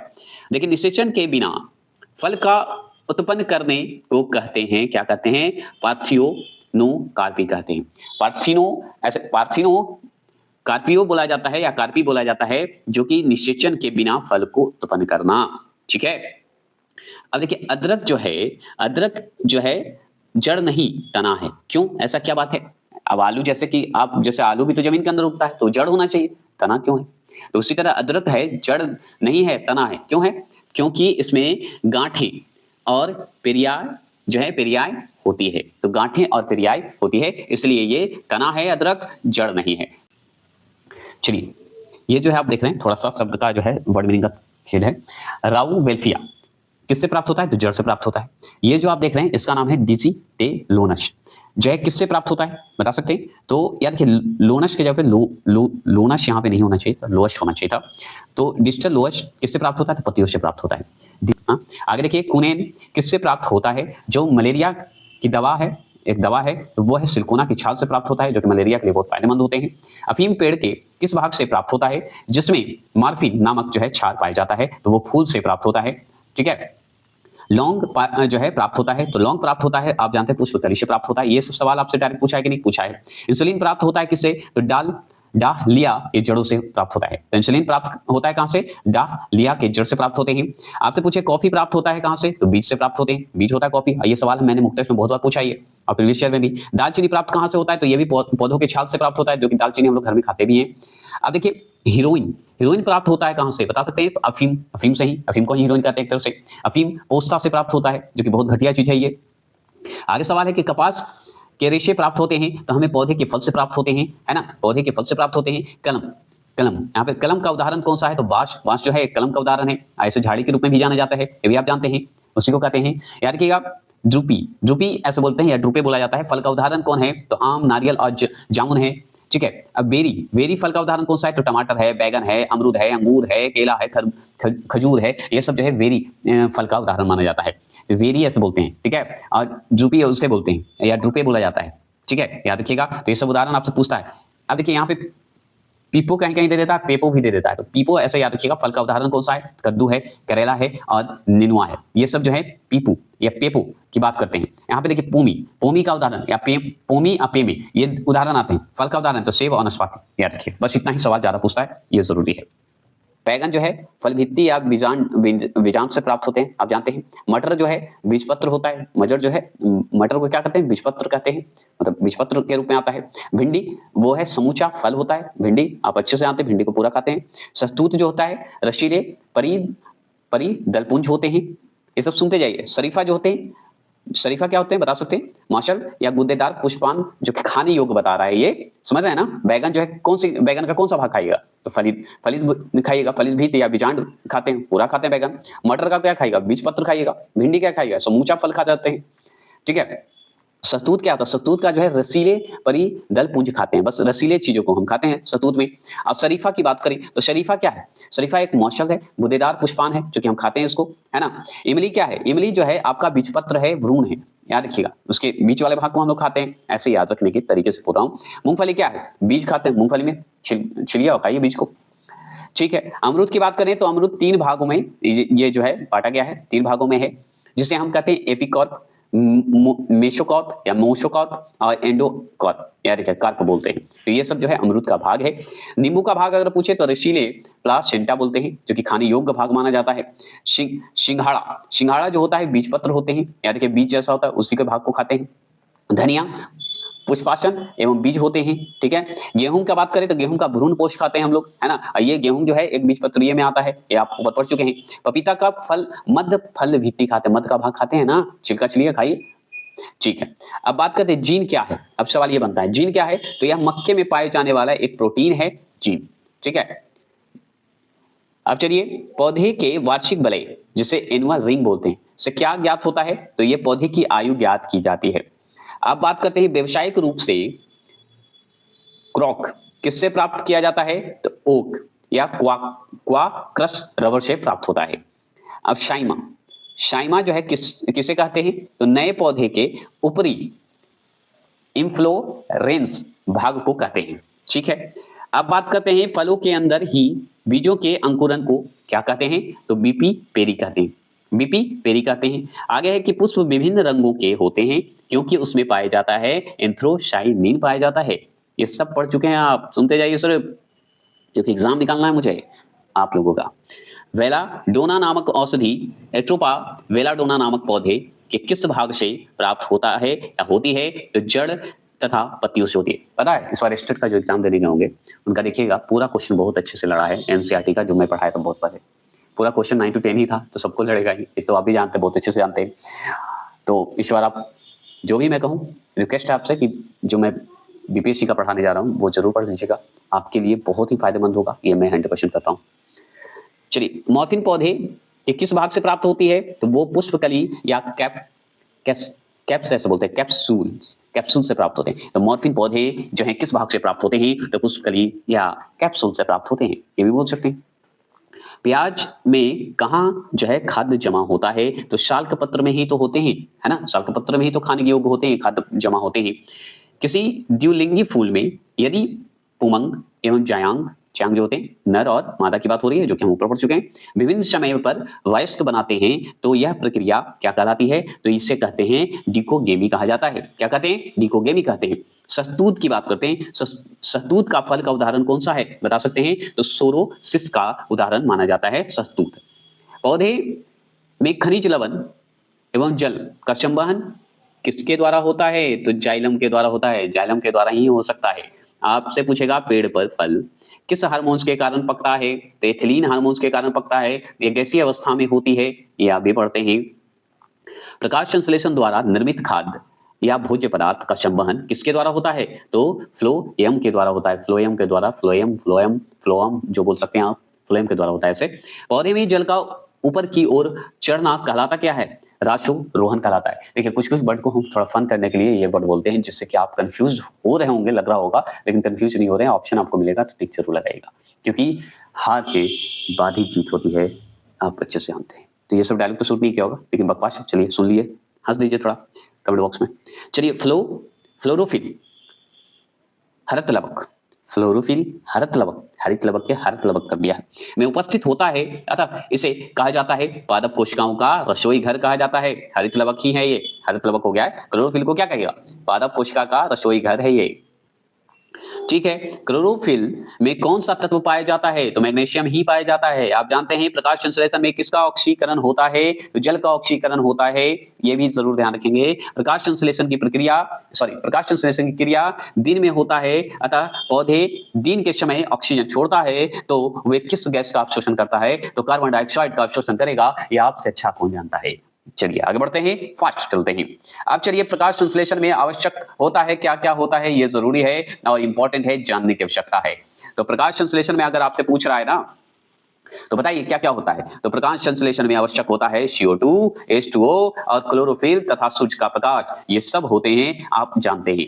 अगर आपसे पूछे किस गैस को हरित प्रभाव का गैस भी कहा जाता है, जो पृथ्वी के तापमान में वृद्धि के लिए उत्तरदायी है, तो CO2 है, आप अच्छे से जानते हैं। प्रकाश संश्लेषण में पौधे अपना भोजन किस रूप में संग्रहित करते हैं? तो मंड या स्टार्च के रूप में करते हैं, आपसे अच्छा कौन जानता है? प्रकाश संश्लेषण के द्वारा वातावरण से किस गैस की मात्रा में कमी आती है? तो CO2 की कमी आती है, आप अच्छे से जानते हैं। रात्रि के समय हमें पेड़ के नीचे क्यों नहीं सोना चाहिए? क्योंकि CO2 छोड़ता है, आप अच्छे से जानते हैं। कार्बन डाइऑक्साइड छोड़ता है ना भाई, हाँ। क्लोरोफिल का कार्य है, तो क्लोरोफिल का कार्य क्या है? प्रकाश जो है, प्रकाश का अवशोषण करना ही क्लोरोफिल का कार्य है। आप देखिए क्लोरोफिल पढ़ लिए। हरित लवक जो है, हरित लवक के दो प्रमुख अंग होते हैं, ग्रेना और जो है स्ट्रोमा, जो कि आप ऊपर पढ़े, ठीक है। हरित लवक का दूसरा नाम बताइए, अभी कमेंट बॉक्स में करिए। प्रकाश संश्लेषण की क्रिया सबसे अधिक तथा सबसे कम क्रमशः किन रंगों में होता है? तो लाल एवं बैंगनी रंगों में होता है ना। अब चलिए थोड़ा सा और जान लीजिए फन के साथ। वाष्पोत्सर्जन की क्रिया की दर जो है किस पर निर्भर करती है? स्टोमेटा के खुलने एवं बंद होने पर ही तो करती है निर्भर। आप सिर्फ सुनते जाइए और कुछ मत करिए। एथिलीन क्या है? तो एथिलीन एक पादप हार्मोन है, पौधा हार्मोन है। फलों को कृत्रिम रूप से पकने के लिए किसका प्रयोग होता है या करते हैं हम लोग? तो वो कहते हैं एसिटिलीन गैस का प्रयोग करते हैं फलों को पकाने के लिए, है ना। थोड़े से और फन करूं, चलिए करते हैं। अब मान लीजिए पढ़ने जा रहे हैं हम लोग फलों के पकने से पहले गिरने पर कुछ मामलों में उपज की महत्वपूर्ण जो है हानि होती है। अब मान लीजिए फल पकने से पहले ही गिर गया, तो कुछ तो गड़बड़ है उसमें, है ना। अब गड़बड़ है तो इसे किससे रोका जा सकता है? तो ऑक्सीन के छिड़काव से ही रोक सकते हैं, नहीं तो गिरते रह जाएगा फल, याद रखिएगा। ठीक है, आप तो ऊपर पढ़े, ऑक्सीजन के छिड़काव कीजिए भाई, तभी तो जो पेड़ से गिर रहा है फल वो बच जाएगा, ठीक है। अब ये भी चलिए, सबसे पहले पृथक किया गया पादप हार्मोन जिसे ऑक्सीन बोलते हैं था, इसे किससे प्राप्त किया गया था? तो ये किया गया था प्राप्त कौन ऑयल से? कार्न जर्म ऑयल से प्राप्त किया गया है। बस समझ गए, तभी छिड़का होगा ना, इसी से बना है, तभी छिड़का है, तभी रुकेगा। प्रकाश संश्लेषण के दौरान एटीपी के निर्माण की क्रिया क्या कहलाती है? तो फोटोफॉस्फोरिलेशन। दिक्कत नहीं ना, फिर से सुन लीजिए, फोटोफॉस्फोरिलेशन बोलते हैं, याद रखेंगे, तोड़ के मैंने बता दिया। आगे पढ़ते हैं कि रचना एवं कार्य की दृष्टि से विभिन्न जीवों और वातावरण की मिली जुली इकाई को क्या कहते हैं? तो उसे कहते हैं पारिस्थितिक तंत्र कहते हैं, इकोसिस्टम कहते हैं। ये सब डायरेक्ट सवाल पूछता है। पारिस्थितिक तंत्र या परितंत्र शब्द का प्रयोग सर्वप्रथम किसने किया? तो टेंसले ने किए थे, ऐसे टेंसले बोला जाता है। बस, तो क्या पढ़ रहे हैं? पादप एवं कृषि से जुड़े अन्य तत्व के बारे में चलिए जानते हैं, जिसमें आंवला के जो है कैसलाईपन का कारण है। तो कैसलाईपन का कारण क्या है आंवला में? तो यह है टैनिन के कारण हो जाता है। अगर खीरे में कड़वाहट का कारण क्या होता है? तीखा हो जाता है ना खीरा कभी कभी, तो वो कारण है कुकर बीटेशिन के कारण हो जाता है, कुकर बीटेशिन, सुनिएगा। अगर पूछे आलू का हरा रंग होता है, आलू में कभी कभी हरा रंग हो जाता है, देखे होंगे बहुत बार, तो ये किसके कारण होता है? तो ये सुलेनिन बीटेसिन के कारण हो जाता है, आप अच्छे से जानते हैं। और चलिए पढ़ते हैं, सलजम में जो है चरप राहट का कारण क्या होता है? तो ये कैल्शियम ऑक्सलेट के कारण हो जाता है। सलजम में जो है चरपराहट के कारण हो जाता है, चरपराहट एक लग जाता है, धब्बा लग जाता है, तो वो होता है कैल्शियम के जो है ऑक्सलेट के कमी के कारण हो जाता है। अच्छा ठीक है, चाय में पाए जाने वाला जो है एल्केलाइड है क्या? तो थीन है। वो क्या है? थीन है, आप अच्छे से जानते हैं। और कॉफी में पाए जाने वाला बताइए एल्केलाइड कौन सा है? तो ये कैफीन है, आप अच्छे से जानते हैं। चाय में थीन और कॉफी में कैफीन। ठीक है, अगर आपसे पूछे कि तंबाकू में पाए जाने वाला एल्केलाइड क्या है, तो वो है निकोटीन, है ना, निकोटीन बोलते हैं ना, निकोटीन है। ठीक है, अगर आपसे और क्या पूछेगा, पूछ रहा है कि विश्व वन दिवस कब मनाया जाता है? तो 21 मार्च को मनाया जाता है। कितना सिंपल सवाल। दलहनी पौधे की जड़ों में कौन सा जो है जीवाणु पाया जाता है जो नाइट्रोजन स्थिरीकरण में सहायक होता है? तो वो होता है राइजोबियम होता है। पौधे वायुमंडल से नाइट्रोजन किस रूप में ग्रहण करता है? तो नाइट्रेट के रूप में ग्रहण करता है। आपसे अच्छा कौन जानता है? अगर विश्व में हरित क्रांति के जनक के जो है जनक किसे माना जाता है? तो नॉर्मन ई बोरलॉग जो है माना जाता है। ठीक है, आपसे और लास्ट क्वेश्चन और लास्ट सवाल क्या है कि भारत में हरित क्रांति के जनक किसे माना जाता है? तो हम जानते हैं स्वामीनाथन को माना जाता है, एम एस स्वामीनाथन को मानते हैं। यह हो गया आपका पहला पार्ट बायोलॉजी का। जस्ट आ रहे हैं, इसके बाद जो जितना भी बायोलॉजी का क्वेश्चन खत्म होगा, बस वेट करें, वॉच करें, देखते रहें। जय हिंद, जय भारत।